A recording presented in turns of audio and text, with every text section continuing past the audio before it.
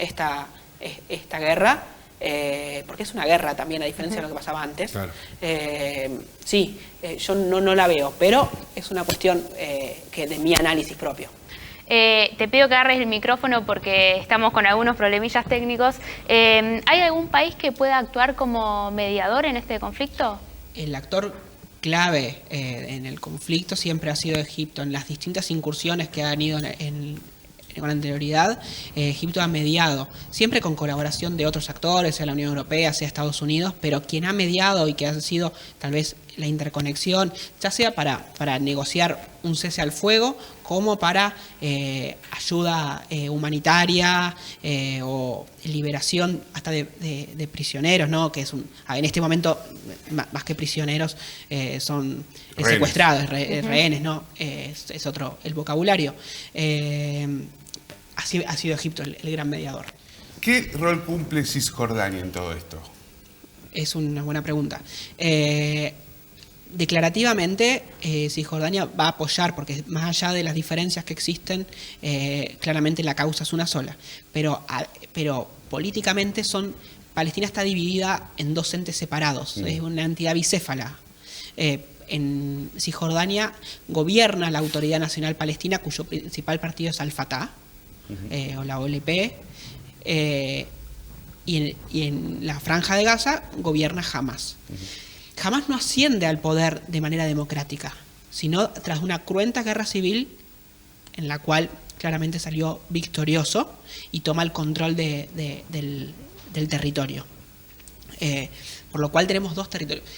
Políticamente va a haber que esto es claramente producto de años de opresión, 75 años desde la creación del Estado de Israel que no han permitido, pero las diferencias son muy grandes. Si no, en este periodo, desde el 2007 hasta acá, hubieran hecho un solo ente, o a ser alternado, o habría habido elecciones. No hubo elecciones. Entonces, claramente, las diferencias políticas al interior de Palestina son muy grandes, y eso es una situación de debilidad, claramente, a la hora de negociar o una paz o cualquier concesión. Y claramente Israel toma como interlocutor válido a la Autoridad Nacional Palestina, con los cuales firmó en su momento los famosos acuerdos de Oslo.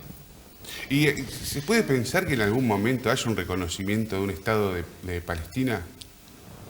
Israel reconoce a la Autoridad Nacional Palestina como legítimo representante, ¿bien? No como Estado, sino como autoridad nacional, sí. ¿Bien? Y tiene control limitado de territorio. El mundo, salvo... A ver, te cambio la pregunta, sí. o la hago distinta. La creación o el reconocimiento de Palestina como Estado, sí, de parte de Israel, ¿le permitiría evitar estas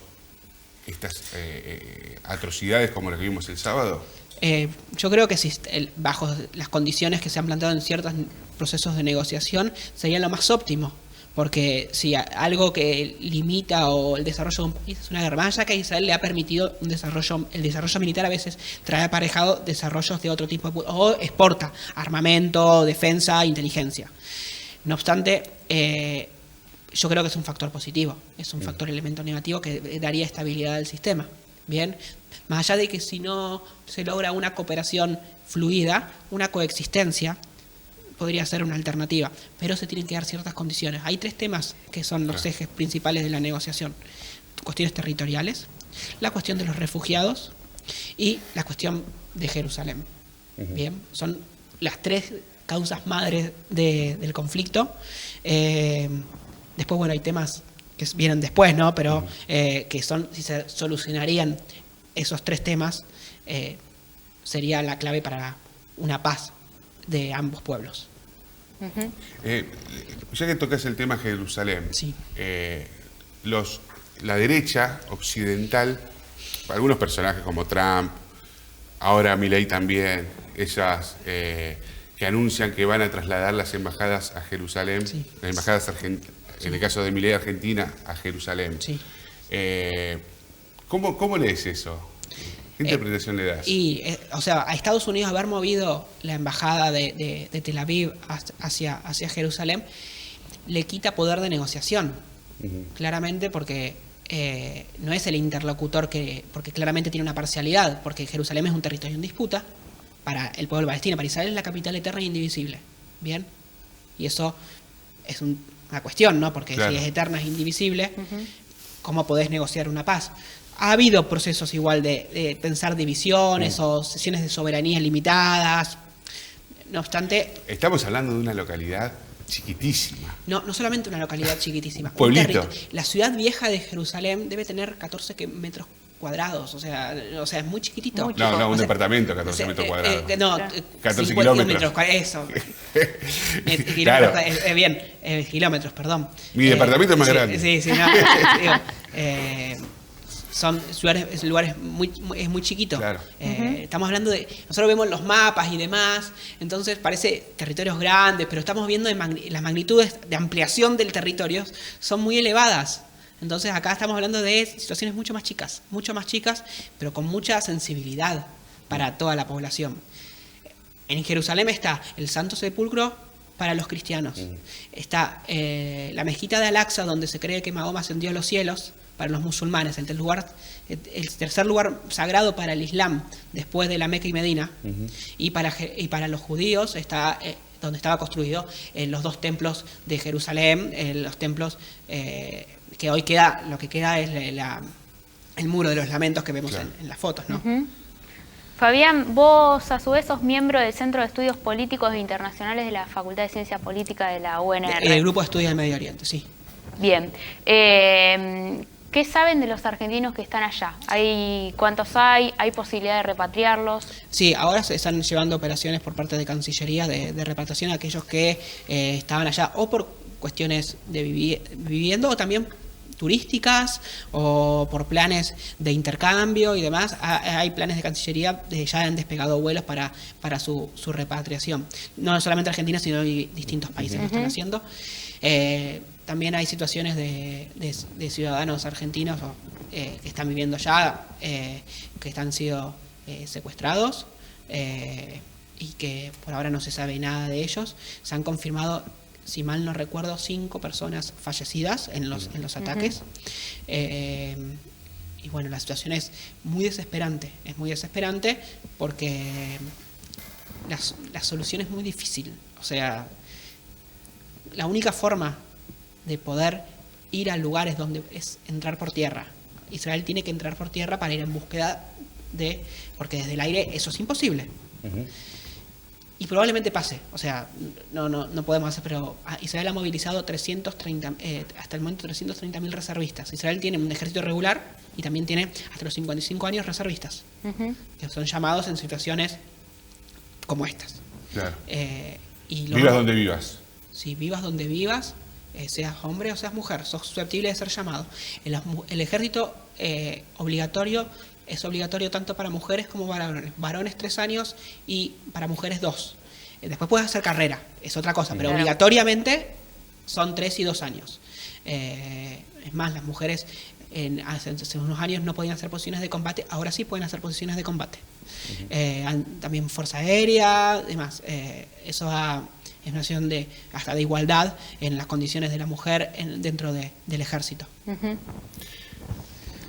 ¿Qué esperás que vaya a pasar en los próximos meses? Esa pregunta no la quería porque es muy difícil hacer premoniciones en relaciones internacionales en cualquier conflicto. No, yo por eso te pregunto porque también ahora estoy escuchando algunas declaraciones respecto a autoridades israelíes y ¿qué dicen? Bueno, hemos visto el fin de Hamas. O sea, Hamas va a dejar de existir. Están diciendo muy fuerte con una seguridad. Ahora, ¿qué significa eso? ¿Qué alcance va a tener? ¿Qué le depara también a los palestinos que viven en la Franja de Gaza? Que muchos deben odiar Hamas y creo que deben saber que eso no le hace ningún bien a ellos, al contrario. Yo creo que eso es muy cierto lo que se hace. Claramente, una de las víctimas son los israelíes civiles que fueron masacrados, pero también son los propios palestinos que viven bajo la dictadura de Hamas. Bien.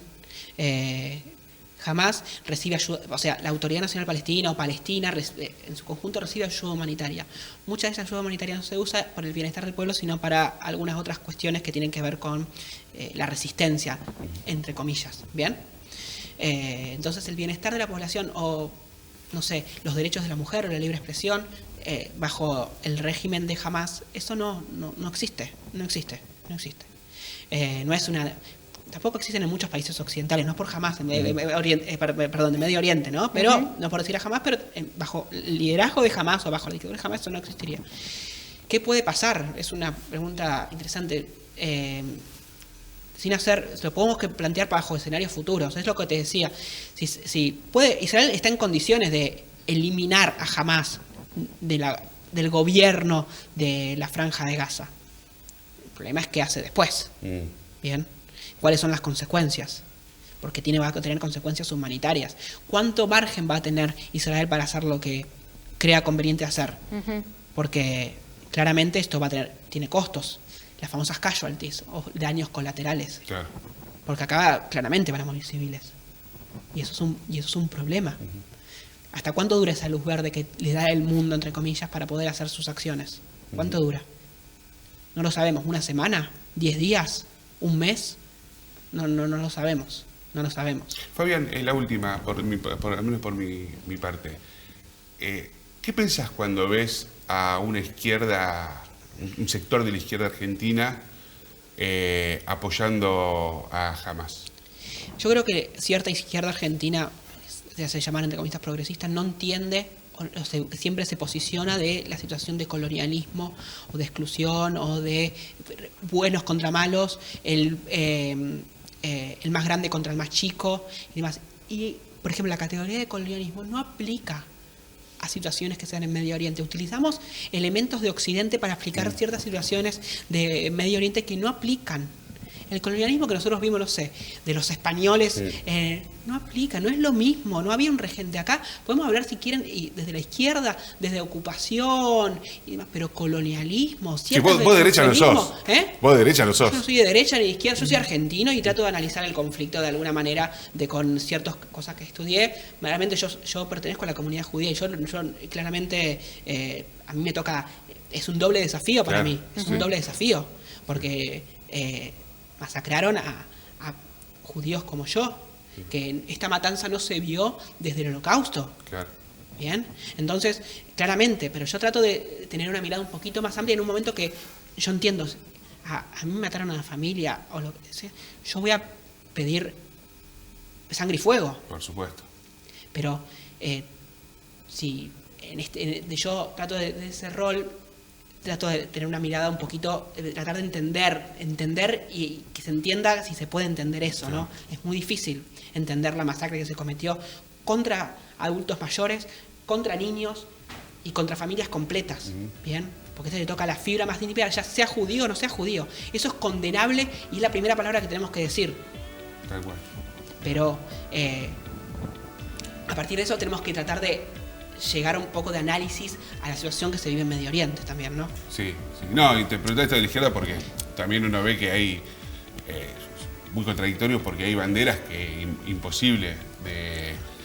levantar la bandera de Hamás es imposible. Bien. No, imagínate levantar banderas como la matrimonio igualitario, LGBT en Hamás. O sea, no existe.